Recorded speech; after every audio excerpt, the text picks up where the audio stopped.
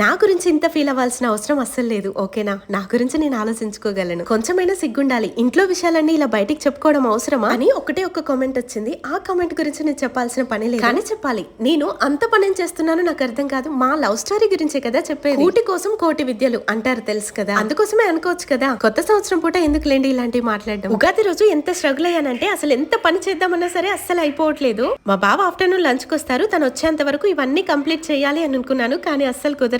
Lemon rice చేశాను. లక్కీగా మా పక్కన సిస్టర్ ఒక కర్రీ తెచ్చిచ్చింది. సో ఆ కర్రీ తోటైతే తినేశాడు. సడన్ గా గెటప్ చేంజ్ అవ్వడానికి రీజన్ ఏంటంటే ఉన్నట్టుండి బయటికి వెళ్లాల్సి వచ్చింది ఆఫ్టర్నూన్ టైమ్ లో. మళ్ళీ ఈవినింగ్ వచ్చిన తర్వాత ఫాస్ట్ గా ఈ పూర్ణం బూరెలు అయితే చేశాను. మామూలుగా భక్షాలు చేద్దాం అనుకున్నాను, కానీ అంత టైం లేకుండే, అందుకే ఇలా సింపుల్ గా చేసేసాను. ఇక పండుగ మనం ఒక్కరమే చేసుకుంటే ఎలా, అందుకే మా బ్లాక్ లో 4 మెంబర్స్ ఉంటే వాళ్ళకైతే ఇలా ప్రసాదం పెట్టించాను. నార్త్ వాళ్ళు మన ఫుడ్ చాలా ఇష్టంగా తింటారు. అసలు ఇవి ఎలా చేశారు అని చెప్పి అడుగుతున్నారు. చాలా హ్యాపీ అనిపించింది. ఇదన్నమాట సంగతి. లైక్ వచ్చు కదా. Thank you.